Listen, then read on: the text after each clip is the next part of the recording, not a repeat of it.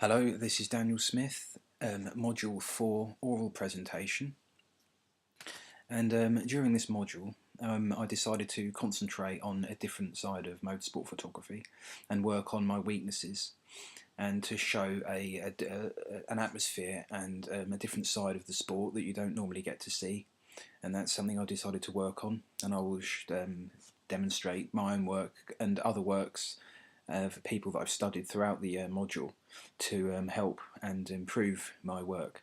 I've decided to divide the presentation up into different parts that I have worked on, and that is I've worked on light extensively. I worked on body portraiture, i.e. Body parts excluding the face, and I've worked on atmospheric photographs, and general portraiture, as in the faces and expressions and emotions within the sport. Okay, so in the first example, this was taken in the dark at Silverstone at the 24-hour race. It was an amateur race, to be honest. It's very small. It's a club type race, even though there's a lot of money involved. There's not much crowd. And what I've done here is I've taken this at a particular time when it was possible to get light streaks to show the cars, even though you can't see the cars itself, to show an element of the speed through the light of the car. And also, so it wasn't completely dark, it was taken just about dusk, just after dusk. So using a long shutter speed, there isn't, you can see the sky, there's a clear sky there. A little bit later, after that, I took this, and this was taken later on when it was darker. As you can see, the sky is completely black here, and the light streaks are more prominent, but I like to impress as another element of speed as well here, to show the cars and a bit of atmosphere, what a racing track is like in the dark. As it's different to the daytime, there's a different atmosphere. Also, I would like to point out that one thing I did learn during this race meeting, because I don't get to shoot many race meetings in the dark, is that the BRDC building in the background, you can see with a white umbrella over the top. I tried taking a shot from the other side of the circuit, and in order to get long light streaks, the building there was overexposed. So I learned that a long shutter speed overexposes certain elements, and this brings me on to my next picture taken by my photo director at motorsport.com. And here he's achieved a long shutter speeds using long light streaks, but the sky and the other elements that are highly lit are not overexposed. Now, apparently how he done this was using a filter. Now, that's something I learned I need to do myself, and it's something that I need to invest in, and I've actually already ordered one to use for the 24-hour race that I'm planning to do this year for my final major project in Spa. This is the next image of mine used in low light. This is again where I was working in the low light using a GoPro, and this was taken very close in, and you can see the curvature there was used a fisheye setting.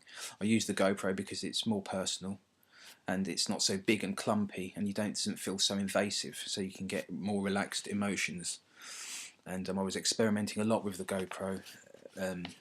It's quite difficult, it doesn't have a viewfinder, but this is one of the images I was quite pleased with. The next image is I've been studying the work of Darren Heath, Formula 1 photographer, in The Art of the Race, and I was particularly studying his work of low light situations. And in this photograph, I like what he's done here with the spectators in the grandstand, silhouetted there with the sun going down in the background, which tells a story. And this is my version, which I think is, even though it was, like I said, at the 24 Hours of Silverstone there was not as much crowd there, so I can't get the crowd silhouetted within there, but to me this image of mine was not as powerful at all. The sun isn't going down in the image there, and I think that was a key point.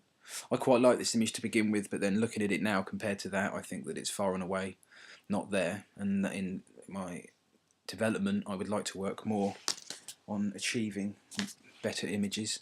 As you can see here, this is Darren Heath image again from the Art of the Race, and he's got all different elements in there. He's got the sun going down again. This is a key point in each of his images within low light and dusk situations. The sun is always present, and that is something that I want to achieve, and I'm going to be working on extensively. And he's got the car there silhouetted, which tells a story. Next image here is another low light situation within the pit lane, and this is just general trying to show atmosphere with creativity within the low light situation. The light's there's not too much light there, and this is another image of mine showing movement within low light, and that can be difficult. And here I've used a flash to almost freeze frame the car, but to try and show movement at the same time. So that was something I was working on here, and it took quite a few goes and to get the result that I wanted.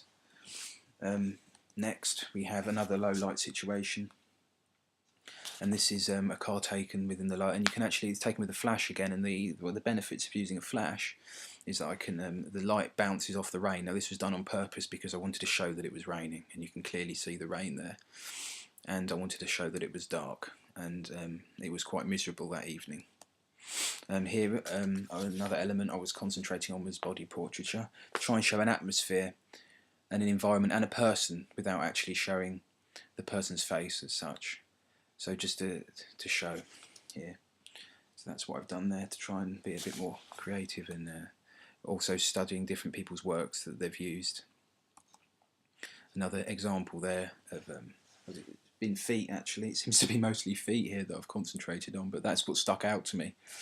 It stuck out to me to concentrate on the feet, and that's the drivers relax. Well, I don't think they're relaxed, but getting ready to drive their next outing and watching the race from inside the pit garage. Another, I've tried to concentrate on atmosphere here, showing an element of the car being worked on, and I haven't used the car as a primary focus point. I've tried to use things within the garage to focus on here, so that's what I've done there.